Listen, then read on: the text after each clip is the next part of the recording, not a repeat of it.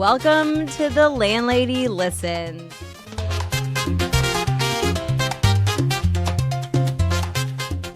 The podcast where we talk all things real estate, development, and the mindset it takes to build your dream life.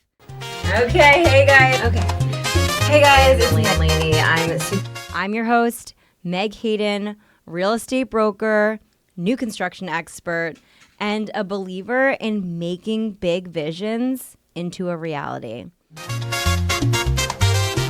So if you're ready to build it, dream it, and live it, let's dive in.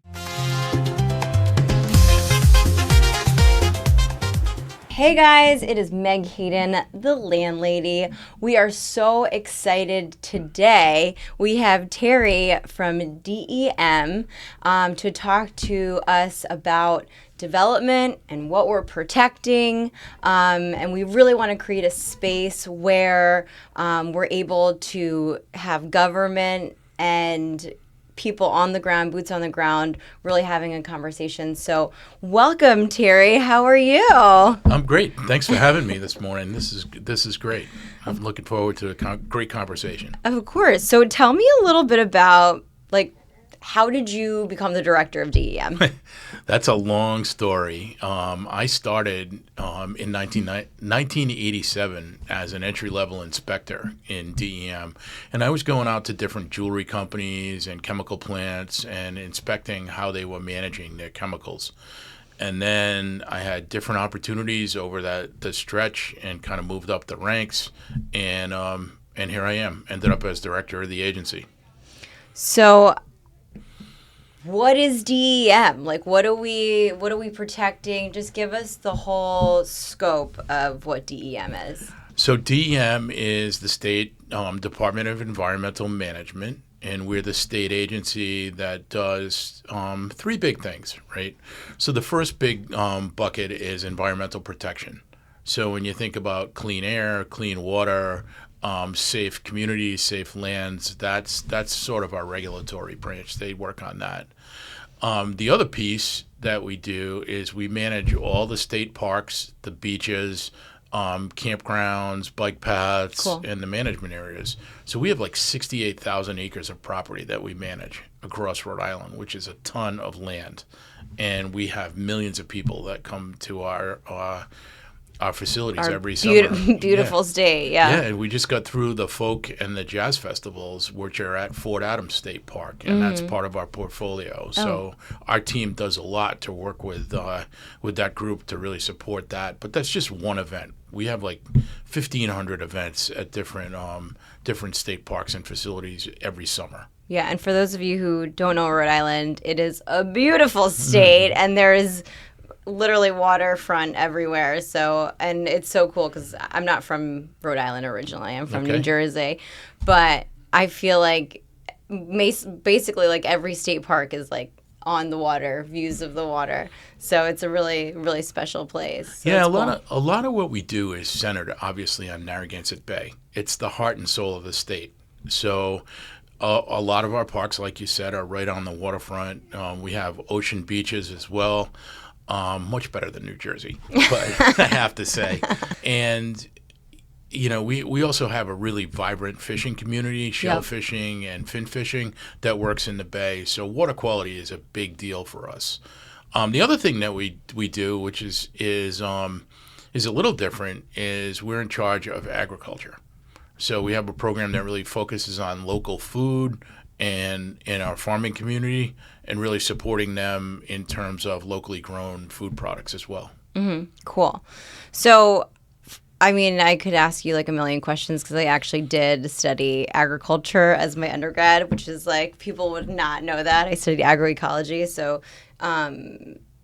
basically understanding systems in general, right? So even agriculture, how it affects the water and, where things go downstream and what have you. And but we won't get into that today. We'll get more into real estate. So talk to me a little bit about, in terms of working with developers, development and land and water and all these things, how do you work with them? We work a lot with developers, and let me start first by going back to that bucket, which is environmental protection. And a lot of what that office does is permitting. So the big land development permits that we administer have to do with stormwater control, wetlands protection, and septic systems. So when you get outside of kind of the urban core of the state, a lot of people rely on septic systems, and there's still a lot of wetlands out there that have to be navigated around when you're developing. Why? I mean, why? Just so that we know a little bit more about the wetlands. Wetlands actually have a lot of functions and values, right? So most people think of wetlands in terms of habitat value, right? So you got your frogs, you got your birds, your bunnies, that type of thing. And a lot of people say, well, we can balance that versus development, and there's a lot of needs or pressures on land in Rhode Island. There's only so much of it, right? Yeah. But the other pieces that people forget about are flood protection. So wetlands provide a lot of storage capacity in our neighborhoods. So when it rains and we get these torrential rains, that's where the water goes. And it doesn't flood out the people that live around it. And then the wetlands will release that water over time, in more of a controlled manner. So it's like an absorption. Yeah, exactly. And then the other piece is when we talk about developing land outside of like our urban core, people rely on wells for drinking water. And wetlands help protect the groundwater that people rely on to drink. And if you have too much development in one area, then what happens is you start to get that groundwater gets impacted. And all of a sudden people are complaining because their water isn't drinkable anymore. And how does it get impacted from the density? It's density. So first of all, you don't want your septic system too close to your drinking water for obvious reasons, right? Yeah. So there's some setback requirements that have to be addressed, but also stormwater. So when it rains, there's just filth. There's just filth that washes all over the place, right? And it could be oil drippings from cars. Yeah. It could be fertilizers from your lawn. Yeah. It could be droppings from your pets. All that stuff gets picked up by the rain and washed into the street. And stormwater can be kind of nasty sometimes. Yeah. So you got to make sure that stuff is managed appropriately to make sure that people are safe in their homes. So how do you guys manage stormwater when it comes to, creating like larger scale developments? Like what are some of the requirements? Well, the best thing to do when you're developing an individual lot is to try and get the stormwater back in the ground. Right, so don't put your gutters so they drain into the street, that type of thing. Just try and manage it on site as much as you can. If you can't do that, then we work with the cities and towns or the developers to provide sort of regional systems. That's where you see these settling ponds, these basins, these stormwater management district, and that does the same function as a wetland, right? It holds that water. So that it doesn't flood, it doesn't rush downstream and wash all that contamination downstream, but it holds it, and then it sort of meters into the ground slowly over time.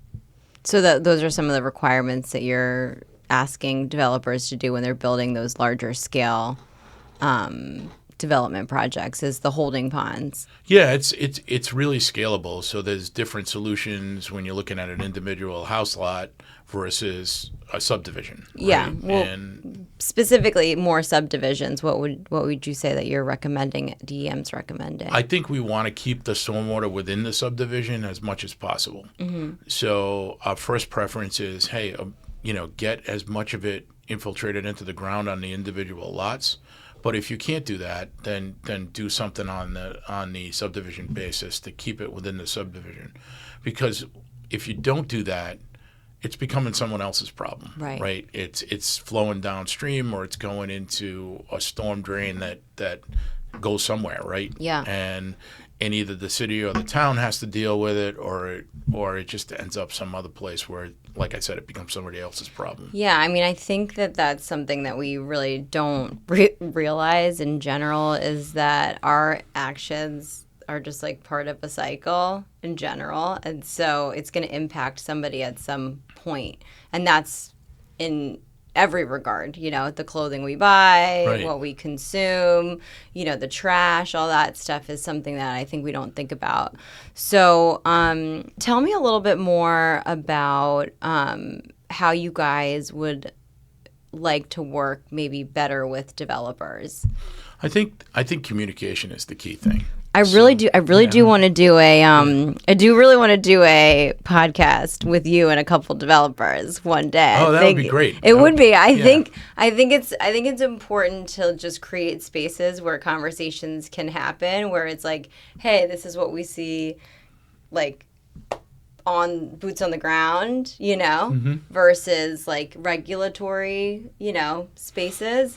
So tell me a little bit more about how you guys think you could work better with developers as well. So we put in place this process, and it's called the pre-application meeting. Mm-hmm. And what we're trying to do with the pre-application meeting is we're trying to prevent problems before they happen. Right. So when a developer is looking at a big plot of land and they're saying, all right, I want to plan out my subdivision and I want to build it out a certain way, before they spend a ton of money on engineering and biology, right. What we're asking them to do is, hey, come in, talk to us. We'll give you some ideas on how you can sort of find the easiest way through the permitting process, right. And avoid the environmental landmines along the way. Here's the checklist. Right. Yep. And by a pre-application meeting, we can have an open discussion. It's no commitments. No, we're not locking things in. We're just providing advice. Mm-hmm. And then what happens after that is hopefully they take that advice and then reflect that in their engineering. Right. And that sometimes you can't do all of it, but you know what? That's okay. It makes the permitting easier mm-hmm. and more predictable later on. Mm-hmm. And that's probably the biggest tool that we use, and that applies to any permit. It could be wetlands, it could be septic, it could be an air permit for a business, anything like that. Now, does that application happen? Does that meeting happen every single time, or it's something that is required, or is something that you just would recommend? No, it's voluntary, and we recommend it, especially. it makes sense, especially for big projects. Yeah, and it's you don't want an oops. Yeah, well. The last thing we want to do is get in a position where we have to deny an application. Right. Nobody wins in that case. Mm-hmm. So the idea is let's avoid the real nasty stuff and try and set a path forward to success. And we've worked pretty closely with developers on that over the years. And I think the ones that take advantage of that really get a lot of benefit out of it. Yeah. It's just time is money, and to be able to know, hey, this is exactly how we're going to lay it out, and this is exactly how we're going to want it, and then you do that, it's just like it's a no-brainer. The other thing is when an application actually comes into our office, mm-hmm. our staff are familiar with the project at that point. They've got some baseline idea of what the developer is proposing to do. Mm-hmm. So it's not like a cold drop, you know right. what I mean? People kind of can pick it up and go from the previous discussion. Awesome. Tell me a little bit about how you were talking about how when you first started, you were working a lot with some of the older places where in the jewelry district and mm-hmm. stuff like that. So tell me a little bit about that process for development specifically. Well, I got my degree in chemical engineering, so I was looking for something. Smart. I was looking for something to do in the chemical world, and this kind of came up as an opportunity. And when you look at Rhode Island and the whole Northeast, right, you've got this legacy of old kind of dirty industrial work that happened. Mm-hmm. So I mentioned jewelry plating. That was a tough one. A lot of metals, a lot of chemicals involved. We also have textiles, and the legacy of a lot of those operations is that some of our properties are still contaminated. Mm-hmm.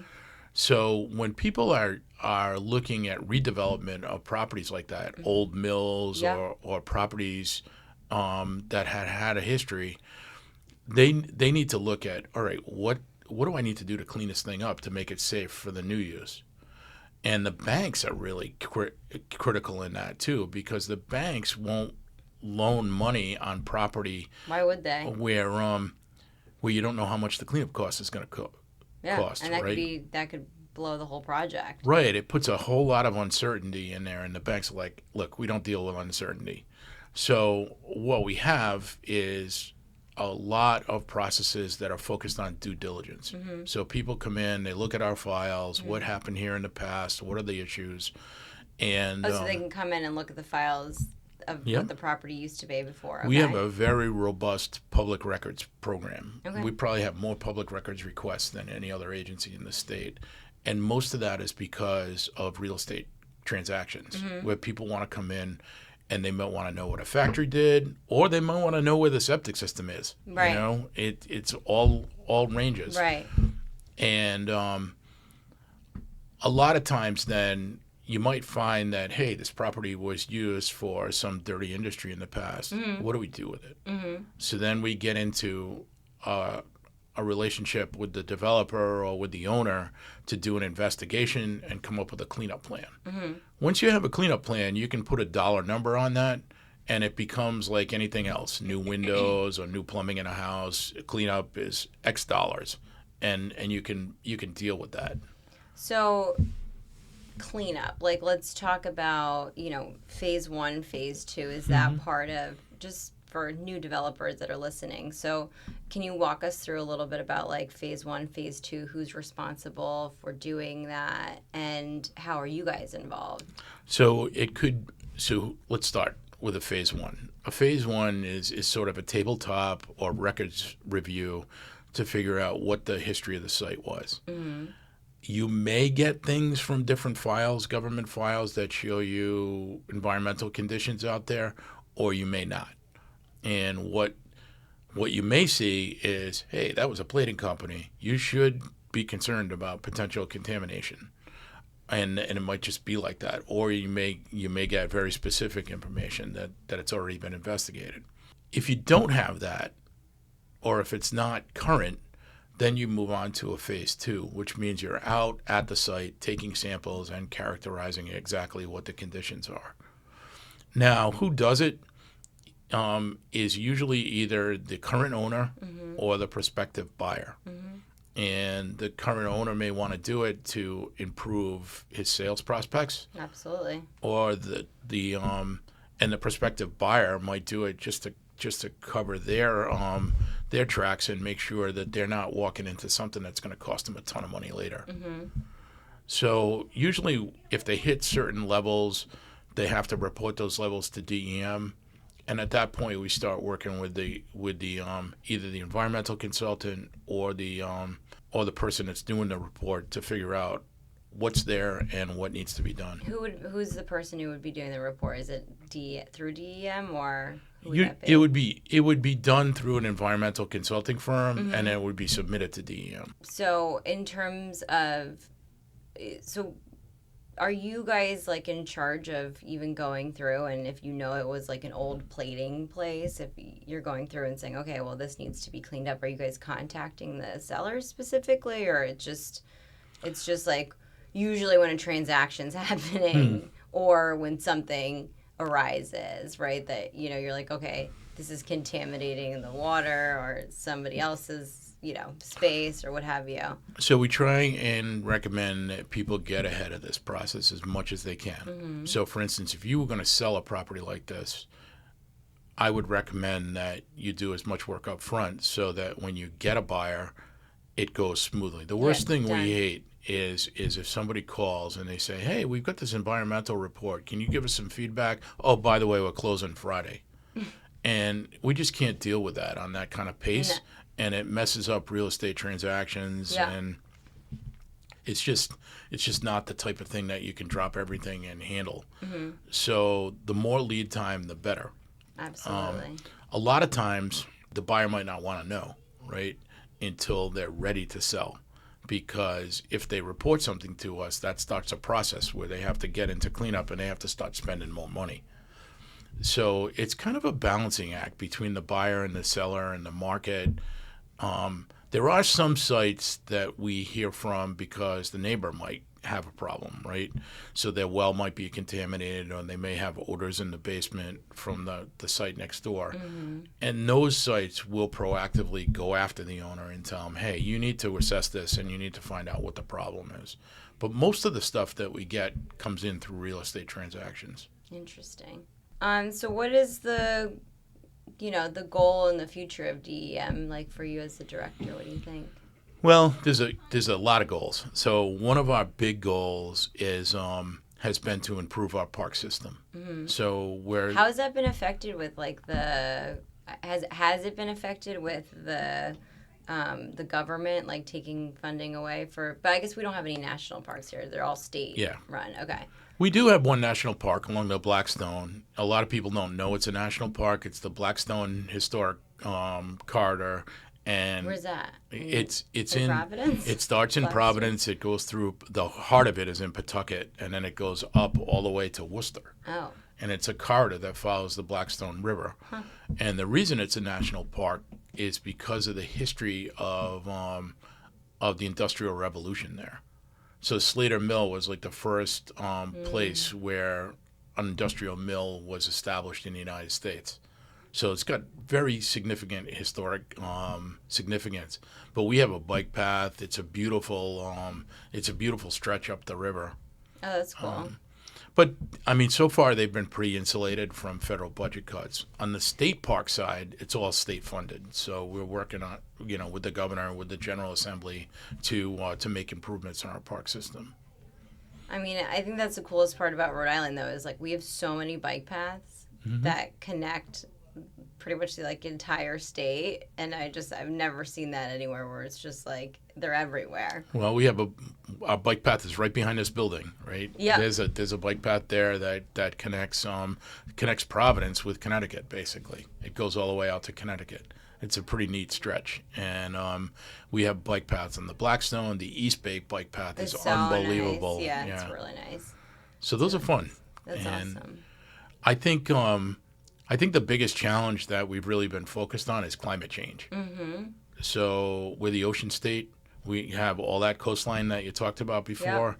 With sea level rise and more significant storm events, more frequent storm events. We talked about stormwater management. If you get 3 or 4 inches of rain in an hour, that's a stormwater nightmare. Oh, right? It happens like right outside of this building. I mean, it was like almost like above the cars. It was disgusting. I was like, oh my God. So that happens in a few spots across the state, and it's just getting worse. So we're looking at climate change in two lenses, really. One lens is trying to reduce our emissions of greenhouse gases, but it's Rhode Island, right? So there's only so much we can do on that piece. So the other piece is making Rhode Island resilient and ready for those changes. So that has everything to do with redesigning our beaches and our beach pavilions, all the way to the bike paths and some of the other facilities. So it's a lot. Yeah, I mean, I live in Narragansett, and the coastline has been going back like 5 feet each year. That's a lot. It is, and when you look at the beaches, one of the big issues that's come up, especially down in Westerly, is there's a lot of businesses right on the coast. Right. And they used to have beachfront in front of them. Now they don't. The water comes right up to the base of the building and the seawall in front of it. And when you stack that water up in a storm, you get water coming right through the building, and it's brutal. So it's a problem we just have to face. I mean, we can't really do a lot to change. What's the plan? Like, what can you do? We have an effort ongoing right now to it's called the Resilient Roadie Plan, right? And it's looking at all our cities and towns and figuring out what we need to do to be better prepared for the changes that are coming. And that comes up with all kinds of suggestions. Some of them are moving roads. Some of them are increasing the size of pipes and culverts so that more water drains more more quickly. So there's just a whole scope of different things. And so climate change is happening. Oh yeah. Well, look at some of the things that are happening in Rhode Island right now that are costing us a lot of money. So you probably heard about the cliff walk, right, in Newport. Yeah. Mm-hmm. The cliff walk caved into the ocean. A section of the cliff walk caved into the ocean. Yeah. So that needs For those of you who don't know, it's this beautiful strip like around all the mansions in Newport, and it's a really beautiful walk, which I've actually never done. So it's worth doing the walk, especially if you're a fan of a show like The Gilded Age or something like that. I mean, that's where it was filmed. But, that's a huge tourist attraction. It generates a ton of money for the city of Newport, and it just caved in, because of erosion that happened. Same thing's happening on Block Island, another big tourist hub with a lot of revenue for the state. Right. And all our ocean coast, we have boat ramps, we have these things called breachways and break walls, and all of that stuff is being eroded over time. And like you said, the beach is getting closer and closer and closer, or going away in a lot of cases. No, I mean, I'm talking about like where I live in Narragansett. It's like it's in Breakwater Village, so the houses are like right on the water, and they're just going back. I'm like, where we live, the road, the sewer is on the road. I'm like, it's like in a couple years, I mean, the whole neighborhood's not gonna have sewer access. It's gonna, I mean, it will eventually. They'll figure out a plan, but. So the other thing to be wary of, especially if you're in the real estate business, is it's going to be harder and harder to get insurance. As more and more properties are impacted by storm surge or by these storms, it's going to be harder and harder to get affordable insurance. Or the insurance companies may just stop writing coverages. Which is what they're doing in Florida. Right, exactly. So we don't want to see that happen here. So what we're trying to do is make Rhode Island as storm-proof as possible. So where are you guys getting the funding from? Like, where does that all come from? I mean, that has to be a huge budgetary expense. It is. And the governor's been really supportive, and the General Assembly has been very supportive of investing. We have something called the Municipal Resilience Program, and then there's other investment programs that give grants to the cities and towns to help build these projects. So it's up to the towns and the cities to start implementing these things and ask for grants, or like how does that work? Yeah, most of it comes from the cities or towns because a lot of it is their infrastructure. Right. So most of the applications, most of the funding goes to those. Private property owners need to do this, but they're kind of on their own, to be honest with you, right now, in terms of looking at it. And so we had a couple of really severe winter storms 2 years ago, and just probably down the road from your house in Narragansett, there were properties where the front decks washed away, and the house wasn't impacted, but the front lawn was gone. The deck was gone, that type of thing. Some cases, the septic system on the house gets exposed, and all of a sudden now you're talking a huge repair. Yeah. So that type of thing is impacting individuals too. Absolutely. So there's two questions that I ask my guests at the end of the show. Okay. Well, was there anything else you wanted to say specifically for development? I think we covered a lot of ground. I think we did cover a lot of ground. So my one question is, you as just an individual, Terry, what's your mantra? Like, what's something that you live by? My mantra is I want to support my team, and I have an unbelievable team at DEM, and we built it. I've been director for almost 4 years now, and we built that team over that 4 years. We've had a lot of retirements, a lot of new people taking new roles, and I want to do whatever I can to help them succeed. Awesome. They've got a big mission, and they're super into it. So I want to really support them as best as I can. Awesome. And what are any books that you've read or would recommend reading, or that you're reading now? Just anything. It doesn't have to be specific to what we're talking about. I went back and recently, the most recent book I read was The Andromeda Strain by Michael Crichton, which goes back to the 60s, right?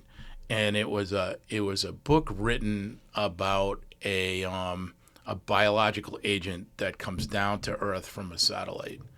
And it sounds kind of nerdy, and it is kind of nerdy, but I'm a nerd. But just reading it in the context of like the 60s when everybody was afraid of nuclear bombs and everybody was afraid of the Russians and the Cold War thing was still going on, it was pretty interesting to just read the context of that. In the work side, I recently read this book about the impacts of nature. I forgot what the title is, but the impacts of nature on humans, right? And a lot of people will generally say, hey, it's great to get outside. It makes you feel good. It's good for your health, all that kind of stuff. But this book actually drilled into what has the best benefit on your body in terms of being outside. What kind of landscapes, what kind of smells, what kind of sounds. What are they? With landscapes, it's interesting. It goes back to something that's probably hardwired into all people, which is a savanna landscape with like single trees out there. People get stressed out by deep woods, you know what I mean? But just like a wide open savanna with a couple of trees out there is something that people feel real comfortable with. Of course, oceanscapes are really good too. That makes people feel good. And that sound of that wave motion or that water sound really relaxes people a lot. Smells, it was really kind of interesting. They drilled into different smells, and they found that the smell of cypress is really beneficial to people. Not only does it lower your stress levels, but it actually Cypress a tree? Yeah, it's a tree. It's kind of like a pine type smell. Yeah. But it also has anti-inflammatory impacts and health benefits too. So, I mean, I'm a big believer in being outside in nature and moving your body and making sure that you're in touch with it. I feel like as humans, we're so caught up on this phone. I've literally deleted like all my social media, even though I have my assistant posting all the stuff for the podcast and everything.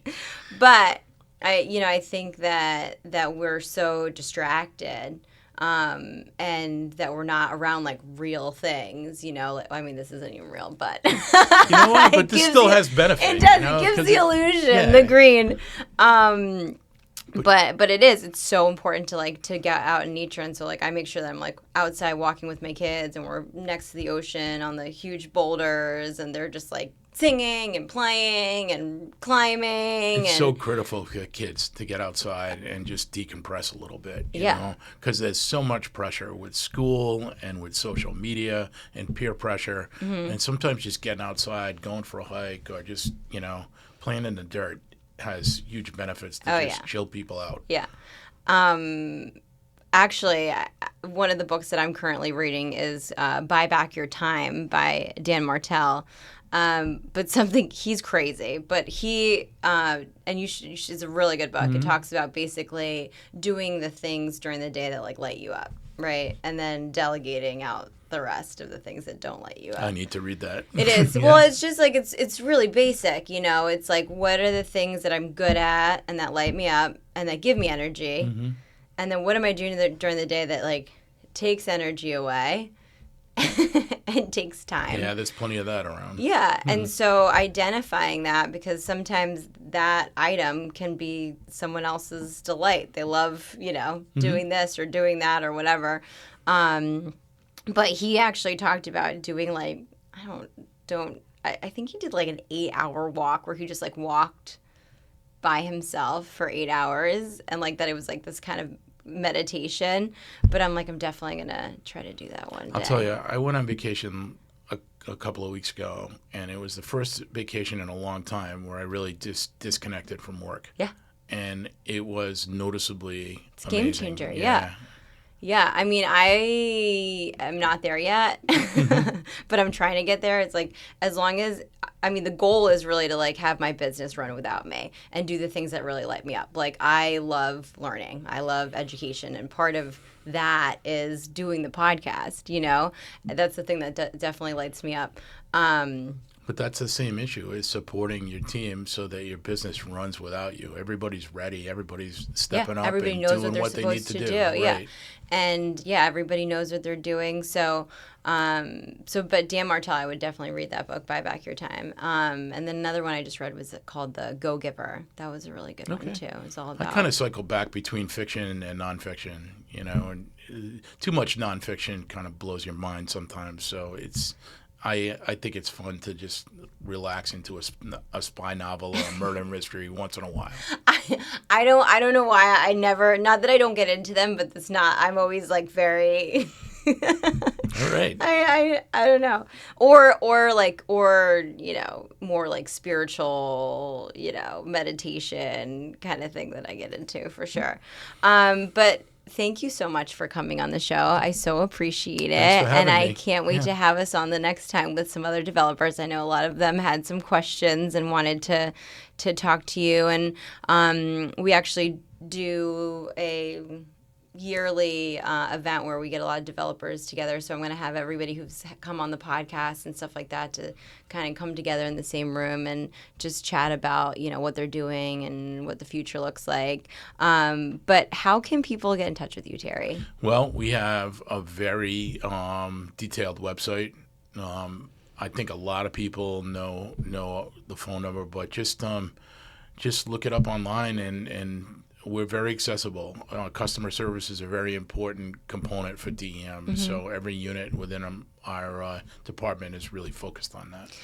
And I just feel like as an individual who does care about, climate change and that we're living here on Earth and we kind of need to start paying attention to the things that we do. Is there any way for just regular individuals to help come and volunteer, and how can they get involved? I think right now a lot of our efforts are going into planning for the future. Mm-hmm. So we have a lot of planning exercises going on, and each one of those planning exercises has a huge amount of public engagement. So we do workshops online and in person. We have a lot of online opportunities to just weigh in and provide feedback. It's something that I think is important, but you know what? Every little bit helps. Even people that do community cleanups and are picking up litter. Mm-hmm. We have a big litter initiative. Governor McKee's been really big into that. Even just people that get outside and just make Rhode Island look more beautiful is contributing to the cause. Mm-hmm. So everybody should do that a little bit more. So thank you guys so much for listening to the Landlady Listens podcast today. We are so thankful for Terry to come on the show. And I want you to remember that we can all just as individuals make an impact and continue to make an impact. And we should always be thinking about our community and how we are all connected and we are a part of each other and nature and the spaces and places that we live in our community. So again, just make sure that you today do something that's going to help the environment, pick something up, recycle something, bring your clothes to the sisterhood swap. But anyway, we'll talk to you next time. Again, thank you so much for listening. Bye. That's it for today's episode of The Landlady, where we turn your vision into a reality. Remember, success starts in your mind before it ever shows up in your life. Keep believing, keep building, and more importantly, keep taking action. And until next time, trust the process, bet on yourself, and go create the life that you deserve. Don't forget to like, subscribe, and share this episode with someone who needs to hear it. Love you.